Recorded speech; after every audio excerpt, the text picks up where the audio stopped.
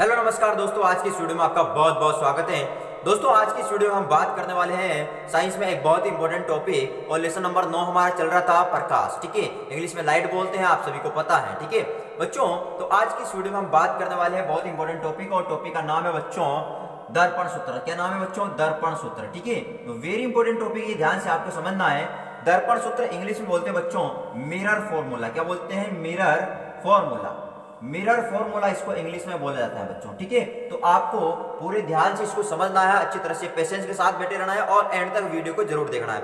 और अगर बच्चों आपको वीडियो पसंद आता है तो इसको लाइक, कमेंट, शेयर और सब्सक्राइब करना मत भूलना। ठीक है, तो चलो बच्चों स्टार्ट करते हैं। दर्पण सूत्र को समझने के लिए मैं आपको यहाँ पर एक चित्र बनाना चाहता हूँ। जैसे बच्चों आप ध्यान दीजिएगा, ये हमारा अवतल दर्पण है। कौन सा दर्पण है? अवतल दर्पण है। ठीक है, और इसमें ये हमारा मुख्य अक्ष है। यहाँ पर है बच्चों ध्रुव, यहाँ पर हो जाएगा मुख्य फोकस F, और यहाँ पर हो जाएगा वक्रता केंद्र C। और इधर चलते हैं तो इधर अनंत है। क्या है? इधर अनंत है। तो अब अगर हम अनंत और वक्रता केंद्र के बीच बिंब रखते हैं बच्चों, तो आप कहेंगे कि सर जो बिंब होता है इससे दो प्रकाश किरणें गुजरती है, एक तो मुख्य अक्ष के समांतर आती है और एक आती है डायरेक्ट ध्रुव पर। ठीक है, अब मुख्य अक्ष के समांतर आने वाली मुख्य फोकस पर गुजरती है, और ध्रुव पर जितने कोण से आती होती है उतने कोण से परावर्तित हो जाती है। ठीक है, तो दोनों प्रकाश किरणें हम देख रहे हैं कि C और F के बीच मिल रही है, यानी जो हमारा प्रतिबिंब बनेगा बच्चों वो कहां पर बनेगा? C और F के बीच बनेगा। ठीक है, कहां पर बनेगा? C और F के बीच बनने वाला है। तो बच्चों आप देख पा रहे हो यहाँ पर कि जैसे हम जानते हैं बच्चों, ये हमारा ध्रुव है। ये हमारा क्या है? ध्रुव। और ध्रुव और मुख्य फोकस, ध्रुव और मुख्य फोकस के बीच की जो दूरी होती है बच्चों, ये फोकस दूरी कहलाती है, और इसको स्मॉल f से लिखते हैं। ठीक है, इसी प्रकार यहाँ पर ये देख रहे हो, ये हमारा क्या है? बिंब है बच्चों। क्या है? बिंब है, यानी कि इसको मैं B नाम देता हूँ यहाँ पर। तो जो OB जो दूरी है बच्चों, OB जो दूरी है ये हमारी बिंब दूरी कहलाएगी, क्योंकि हमारे यहाँ पर ये क्या है? बिंब है। तो यानी बिंब दूरी यहाँ से लेकर यहाँ तक हमारी क्या हो जाए? बिंब दूरी। और बिंब दूरी को स्मॉल u से लिखते हैं अपन। ठीक है, इसी प्रकार यहाँ पर ये हमारा बच्चों क्या है? आप कहेंगे कि सर ये हमारा प्रतिबिंब बन रहा है। क्या बन रहा है? प्रतिबिंब बन रहा है। तो हम कहेंगे जो OB डैश दूरी है, OB डैश दूरी जो है बच्चों, इसको हम क्या करने वाले हैं? प्रतिबिंब दूरी स्मॉल u कहेंगे। ठीक है, तो बच्चों बात समझ में क्या आनी चाहिए आपको कि हम कहें कि ध्रुव से मुख्य फोकस के बीच की दूरी क्या कहलाती है? फोकस दूरी कहलाती है। ध्रुव से बिंब के बीच की दूरी, ध्रुव से बिंब के बीच की दूरी बिंब दूरी कहलाएगी। और ध्रुव से प्रतिबिंब, ध्रुव से प्रतिबिंब के बीच की जो दूरी है बच्चों, ये प्रतिबिंब दूरी कहलाती है। ठीक है, और इन तीनों में एक रिलेशन होता है, एक संबंध होता है, उसी को हम क्या कहते हैं बच्चों? दर्पण सूत्र कहते हैं। तो लिखते हैं अपन बच्चों यहाँ पर कि गोलीय दर्पणों में, ठीक है बच्चों ध्यान देना, गोलीय दर्पण में बिंब से ध्रुव के बीच की दूरी, ध्रुव के बीच की दूरी क्या कहलाएगी बच्चों? बिंब दूरी। ठीक है, ध्यान समझना, बिंब दूरी, यानी इसको अपन लिखेंगे स्मॉल u। तथा ध्रुव से प्रतिबिंब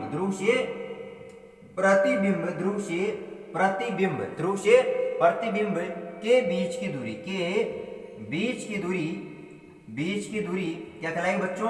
प्रतिबिंब दूरी। ठीक है, प्रतिबिंब दूरी यानी स्मॉल v कहलाती है। क्या कहलाती है बच्चों? स्मॉल v यानी प्रतिबिंब दूरी कहलाती है। ठीक है, वह ध्रुव से, हम कह सकते हैं ध्रुव से मुख्य फोकस, ध्यान देना बच्चों, मुख्य फोकस यानी कि अपन कह सकते हैं स्मॉल f। ठीक है, मुख्य फोकस के बीच की दूरी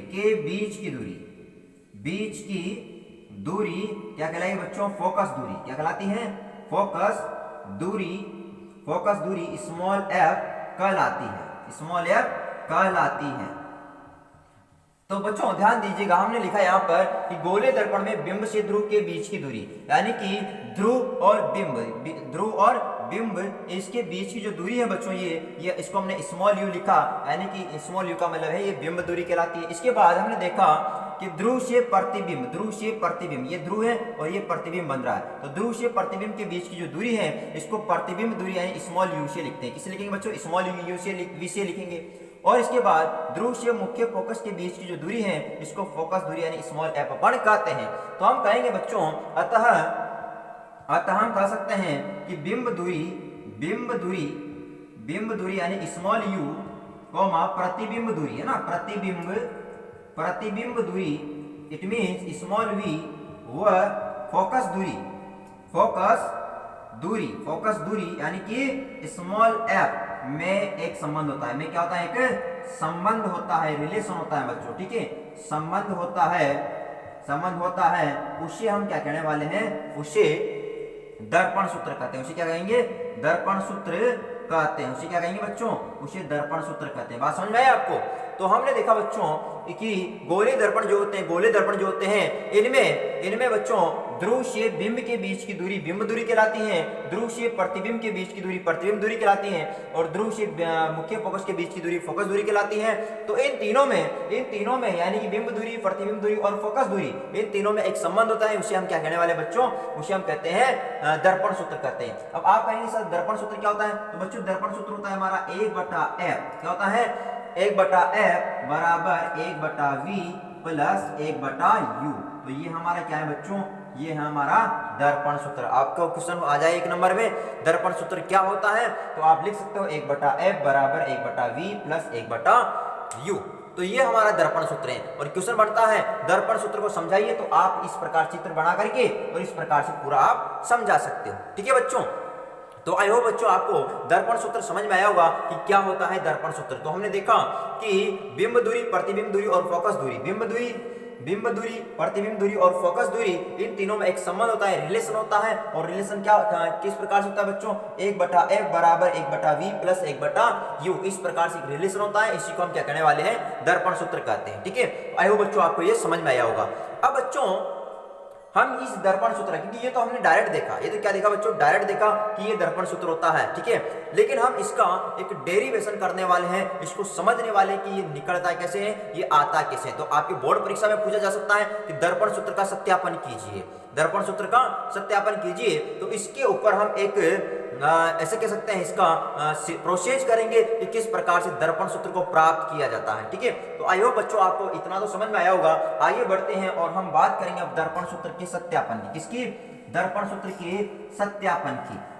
तो आपको पूरा पेशेंसफुली यहाँ पर बैठ करके और अच्छी तरह से हर एक चीज को समझते रहना है, ठीक है। क्योंकि देखो बच्चों, पेशेंस के साथ बैठोगे तभी आपको समझ में आने वाला है, अन्यथा आपको कुछ समझ में नहीं आएगा। इसलिए वीडियो को एंड तक बिना स्किप किए पूरा देखना है। और अगर वीडियो अच्छी भी लगती है तो इसको सब्सक्राइब करना मत भूला करो यार। क्योंकि अभी भी मैं बार बार बोल रहा हूँ, अभी 40% ऐसे व्यक्ति हैं जो वीडियो देखते हैं, अच्छी पूरी वीडियो भी देखते हैं, लेकिन उसको सब्सक्राइब नहीं करते हैं। इसलिए वीडियो को जरूर सब्सक्राइब किया करो, ओके। तो ध्यान दीजिएगा, हम यहाँ पर बात करेंगे बच्चों दर्पण सूत्र का सत्यापन, है ना। दर्पण सूत्र का सत्यापन, दर्पण सूत्र का सत्यापन कैसे करेंगे? दर्पण सूत्र का सत्यापन तो ध्यान देना है, आपको अच्छी तरह से समझना है, ओके।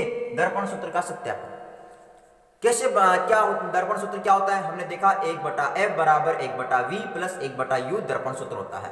सत्यापन कैसे करेंगे, इसके लिए फिर से हम यहाँ पर एक डायग्राम बनाने वाले हैं। तो ध्यान दीजिएगा बच्चों, आपने जैसे देखा ये हमारा यहाँ पर हम दर्पण बना लेते हैं। क्या बना लेते हैं बच्चों? दर्पण। और ये हमारा यहाँ पर आप देखेंगे ये हमारा अवतल दर्पण। कौन सा दर्पण है? अवतल दर्पण। और ये है इसमें मुख्य अक्ष। क्या है बच्चों? मुख्य अक्ष। यहाँ पर होता है ध्रुव, यहाँ पर हो जाएगा मुख्य फोकस, और यहाँ पर हो जाएगा वक्रता केंद्र, और इधर चलते हैं तो इधर आएगा अनंत।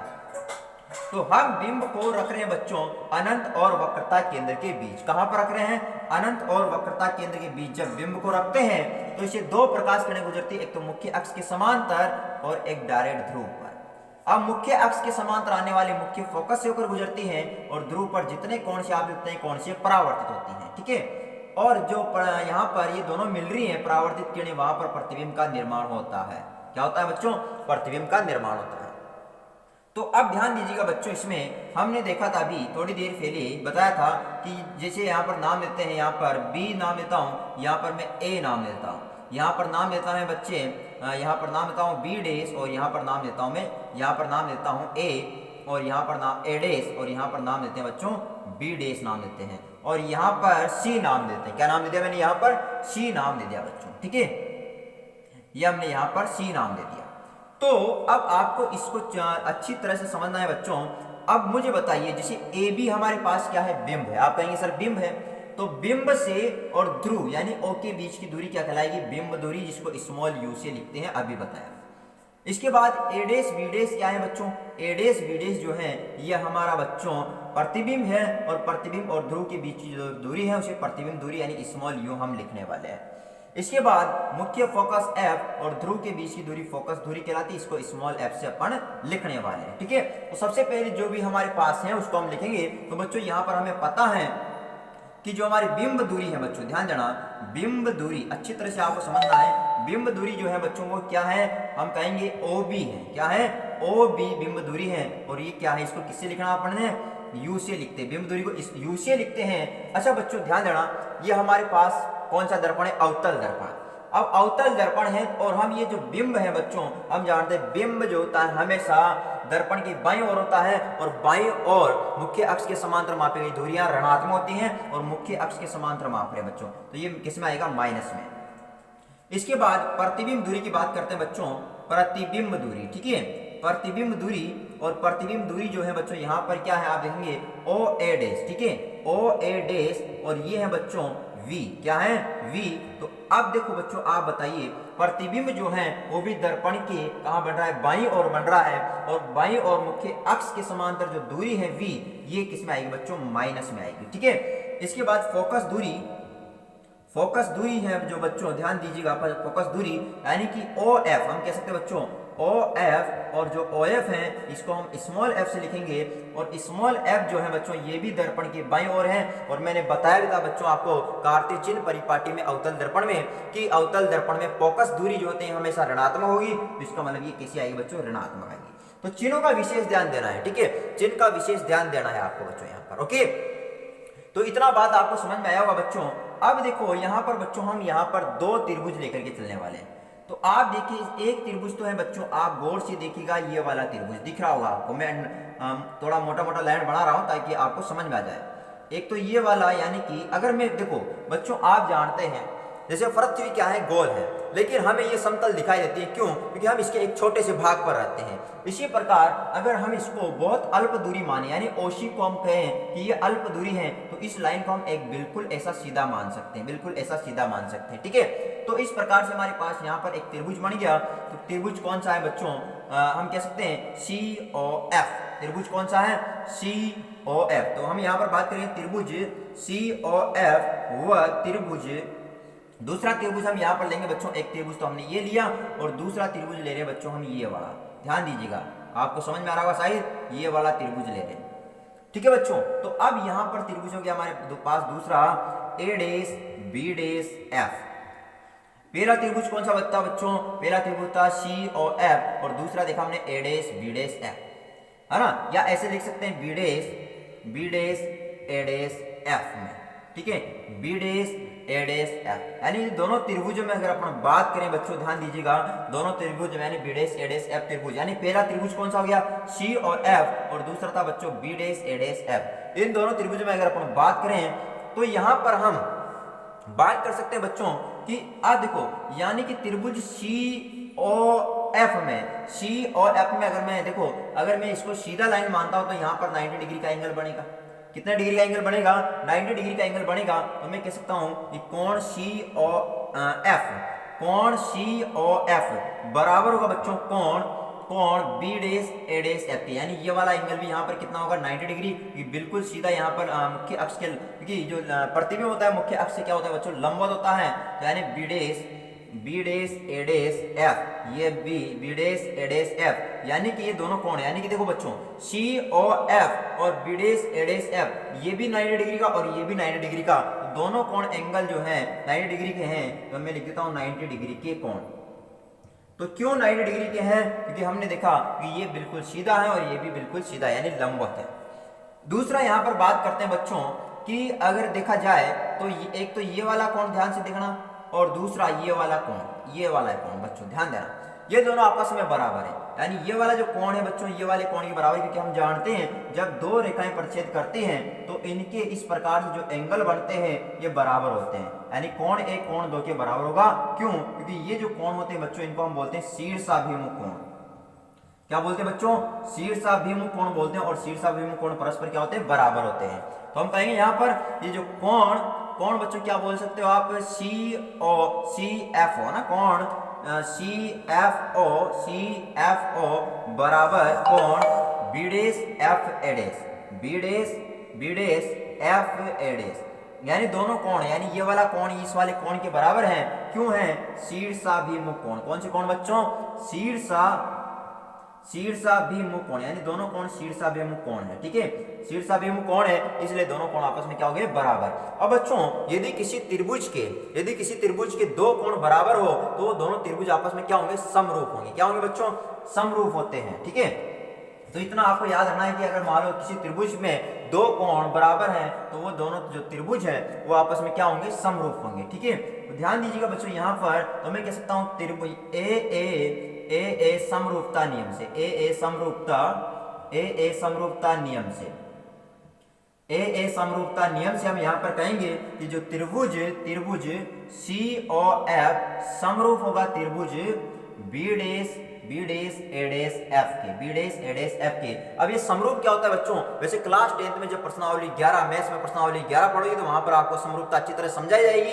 लेकिन अच्छा 9th क्लास में आपने सर्वांग सम आकृतियां पढ़ी होगी और वहां पर होता था यदि दो त्रिभुज अगर मान लो सर्वांग सम होने हैं तो वहां पर आपने एस नियम पढ़ा होगा, है ना, भुजा कोण भुजा नियम, डबल कोण नियम पढ़ा होगा, ट्रिपल ए कोण सर्वांग समता नियम। तो ऐसे ही समरूपता में भी ए समरूप जब मतलब जब किसी त्रिभुज में दो कोण बराबर हो जाते हैं तो दोनों त्रिभुज क्या ए समरूपता नियम से अपन कह सकते हैं कि दोनों त्रिभुज क्या होंगे? समरूप होंगे। ये समरूप का चिन्ह होता है बच्चों। तो जब दोनों त्रिभुज समरूप हैं, अच्छा आपने सुना होगा बच्चों कि जब दो त्रिभुज सर्वांग सम होते हैं तो उनकी संगत भुजाएं आपस में बराबर होती हैं और संगत कोण भी बराबर होती है। लेकिन समरूपता में क्या होता है बच्चों? यदि दो त्रिभुज समरूप हैं तो इनकी संगत भुजाएं समानुपाती होती है। संगत भुजाएं क्या होगी बच्चों? समानुपाती। तो यहाँ पर ध्यान देना, अब ये जो पहला त्रिभुज, अतः हम कह सकते हैं जो कि दोनों त्रिभुज क्या हो गए? समरूप हो गए। तो इसकी जो संगत भुजा है बच्चों पहले त्रिभुज की CO, हम कह सकते हैं इसकी CO भुजा यानी कि पहले वाले की CO भुजा जो है, CO भुजा वो इस वाले की ए डेश बी डेश के बराबर है। इसके बराबर नहीं, इसके समानुपाती है। ठीक है, यानी CO बटा CO, इसकी जो संगत भुजा यानी CO बटा ए डेश बी डेश, है ना, CO बटा इसकी संगत ये वाली भुजा ए डेश बी डेश रहेगी। ठीक है, बराबर है बच्चों, इसका जो अनुपात आएगा वो बराबर होगा, यानी कि हम कह सकते हैं OF, इधर OF है ना, OF बटा यहाँ से ए डेश F आ जाएगा ना, ए डेश F होगा। यानी कि देखो बच्चों इसकी संगत, ध्यान देना, इसकी संगत ये वाली भुजा होगी और इसकी संगत ये वाली भुजा होगी। ठीक है, तो इतना आपको ध्यान रखना। अब यहाँ पर देखो बच्चों आप देख पा रहे हो कि जो CO है, चूंकि हम कह सकते हैं CO जो है बराबर है, CO बराबर है AB के। CO किसके बराबर है? AB की, क्योंकि देखो जितनी इसकी लंबाई है उतनी ही AB की रहेगी। ठीक है, तो जहां पर CO है बच्चों, जहां पर CO है इसको समीकरण नंबर 1 दे दो आप। तो जहां पर CO है यानी समीकरण पर लिख देंगे यहाँ पर समीकरण 1 से जहां पर CO है वहां पर क्या जाएगा? AB। तो AB बटे ए डेश बी डेश बराबर हो जाएगा बच्चों OF बटे ए डेश F हो जाएगा। ओके, अब इसके बाद इसको समीकरण नंबर 2 दे दो बच्चों। ठीक है, अब वापस से बच्चों आपको त्रिभुज लेकर के चलना है। त्रिभुज अब लेना है बच्चों आपको ABO त्रिभुज। ध्यान देना बच्चों, कौन सा ले रहा हूं मैं? ये वाला त्रिभुज ले रहा हूं, ये वाला त्रिभुज ले रहा हूं। समझ में आया बात? यानी ये वाला त्रिभुज ले रहा हूं, यानी कि ABO त्रिभुज ABO, वह त्रिभुज, दूसरा त्रिभुज ले रहे हैं बच्चों ये वाला त्रिभुज। ठीक है, ये वाला, ध्यान से देखते रहना बच्चों, ये वाला त्रिभुज अपन ले रहे हैं, ये वाला त्रिभुज ले रहे हैं। यानी कि मैं कह सकता हूं बी डेश ए डेश ओ में, बी डेश ए डेश ओ, यानी कि पहला त्रिभुज लिया ABO और दूसरा लिया बी डेश ए डेश ओ, ये दोनों त्रिभुज। इनमें अगर अपन बात करें तो इन्हें भी हमें सर्वांग सम करना पड़ेगा, समरूप करना पड़ेगा। क्या करना पड़ेगा बच्चों? समरूप। और समरूप करने के लिए वही दो कोण बराबर करते हैं। तो पहला कोण तो बात कर लेते हैं कोण AB, यानी यहाँ पर 90 डिग्री का कोण होगा, तो कोण ABO बराबर होगा बच्चों बी डेश ए डेश ओ, यानी ये वाला कोण के। तो कोण बी डेश ए डेश ओ के, यानी दोनों कोण आपस में बराबर है। क्यों है? 90 डिग्री के कोण। ओके, इसके बाद बच्चों हम एक बात समझ सकते हैं कि जैसे यहाँ पर जितना कोण है, ये वाला जो एंगल है वो इस वाले एंगल के बराबर होगा। यानी ये वाला जो एंगल होगा बच्चों वो इस वाले एंगल के बराबर होगा। क्यों? क्योंकि हम जानते हैं आपतन कोण का मान परावर्तन कोण के मान के बराबर होता है। ठीक है, तो हम कहेंगे यहाँ पर कि कोण AOB, कोण AOB बराबर, यहाँ पर भी हम कह सकते हैं B डैश OA डैश, कोण B डैश OA डैश, यानी दोनों कोण आपस में क्या होंगे? बराबर। क्यों?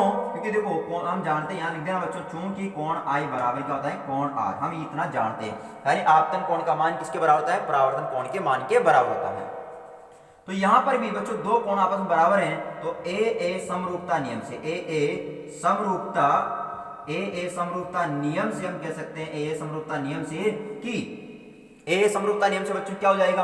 AA समरूपता नियम से होगा कि दोनों त्रिभुज आपस में समरूप होंगे, तो त्रिभुज, अतः हम कह सकते हैं, अतः या डायरेक्ट लिख दो, तो त्रिभुज ABO जो है समरूप होगा बच्चों त्रिभुज B dash A dash OK। अब जब दोनों त्रिभुज समरूप है तो अब क्या कहेंगे? इनकी जो संगत भुजा आएगी बच्चों क्या जाएगी? आपस में समानुपाती। तो अब देखो इसकी जो भुजा है बच्चों ABO त्रिभुज, इसकी AB भुजा ले रहा हूं मैं यहाँ से, AB बटा, अब बताओ इसकी संगत बच्चों कौन सी रहेगी? आप कहेंगे सर A रहेगी, यानी A डैश B डैश रहेगी, है ना, A डैश B डैश रहेगी, बराबर यानी कि BO, देखो BO जो है इसकी संगत, यानी BO की जो, यहाँ इसको OB लिख दो, OB की जो संगत है बच्चों, OB की जो संगत है इसकी संगत कौन सी रहेगी? OA डैश रहेगी, OA डैश। इसको समीकरण नंबर दे दो बच्चों 3। अब आप यहां पर देखो बच्चों, मैं कह सकता हूं समीकरण 2 और 3 को ध्यान से देखो। समीकरण 2 में है देखो बच्चों यहाँ पर AB बटा A डैश B डैश, और इधर भी समीकरण 3 में भी AB बटा A डैश B डैश। तो यानी कि एक तरफ के इनके पार्ट समान है, एक तरफ के भाग समान है, तो दूसरे तरफ के भाग भी समान होंगे। तो समीकरण में कह सकता हूं समीकरण 2 व 3 से क्या होगा बच्चों? इनके जो सेकंड साइड के जो भाग होंगे ये भी आपस में क्या होने वाले हैं? ये भी आपस में बराबर होंगे। तो यहाँ पे लिखेंगे बच्चों समीकरण 2 और 3 से, अब इधर के मान भी बराबर हो जाएंगे, तो OF बटा A डैश F बराबर होगा बच्चों, इधर चल रहा है OB बटे OA डैश चल रहा है, OB बटे OA डैश चल रहा है। अब ध्यान देना बच्चों, यहां पर आपको कुछ बात समझनी है। मैं इस चित्र को वापस से मिटा करके अच्छी तरीके से बना देता हूं ताकि आपको दिक्कत नहीं आए। ठीक है, तो थोड़ा सा पेशेंस रखना, क्योंकि मैं चित्र बना रहा हूं बच्चों यहाँ पर वापस से। ठीक है, तो ये हमारा कौन सा दर्पण था बच्चों? अवतल दर्पण था। ठीक है, और ये हमारा बच्चों मुख्य अक्ष। ठीक है, यहाँ पर ध्रुव था, यहाँ पर हमारा F था, और यहाँ पर क्या था बच्चों? C था, और इधर चले तो इधर आता है अनंत। बिंब को हमने यहाँ पर रखा था, और इसे 2 प्रकाश किरणें गुजारी थी इस प्रकार से। अब ये मुख्य फोकस से होकर गुजर रही थी, और ये ध्रुव पर जितने कोण से आप उतने कोण से परावर्तित हो जाएगी। तो दोनों मिल रही थी, यहाँ पर प्रतिबिंब हमारा यहाँ पर बन रहा था। ये वाली डिस्टेंस हमारी थी बच्चों U थी, और ये वाली जो डिस्टेंस है बच्चों ये V है, और ये वाली डिस्टेंस जो है ये F थी। ठीक है, अब बच्चों ध्यान से देखिएगा, आपको थोड़ा सा समझ में आना चाहिए। यहाँ पर था हमारा A और यहाँ पर था B, यहाँ पर था बच्चों B डैश और यहाँ पर था A डैश। ठीक है, इतना आपको समझ में आया होगा। अब बच्चों थोड़ा सा ध्यान देना, आपको समझना यहाँ पर कि हमें यहाँ पर बच्चों OF दिया गया है, OF हमें मालूम है, लेकिन A डैश F, ध्यान देना, A डैश बच्चों A डैश F आपको नहीं दिया गया, क्योंकि हमें देखो OF पता है, OA डैश पता है और OB पता है, लेकिन हमें A डैश F पता नहीं है। और जबकि आ क्या रहा है वहां पर आ रहा है बच्चों A डैश F, लेकिन A डैश F पता नहीं है। अब कैसे निकालेंगे बच्चों? देखो बच्चों, इसको समझने के लिए आपको क्या करना पड़ेगा, हमारे पास OA डैश, ध्यान देखना बच्चों, मैं समझा रहा हूं फिर से, OA डैश यानी ये वाली दूरी OA डैश, तो OA डैश देखो OF जैसे का जैसा बच्चों। अब इसको कैसे निकालेंगे? OA डैश में से OF को घटा दे, किसको घटा दे? इसमें से OF को घटा दे। देखो बच्चों OA डैश यानी ये वाली पूरी दूरी, इस पूरी दूरी में से यहां से लेकर और यहां तक ये पूरी दूरी, इसमें से इस वाली दूरी को घटा दें, तो ये वाली दूरी बच जाएगी। आई होप आपको समझ में आया होगा। ठीक है, तो अब बराबर इधर चल रहा है बच्चों OB बटे OA डैश चल रहा है। ठीक है, अब हमें सारे मान पता है, मान भर देंगे।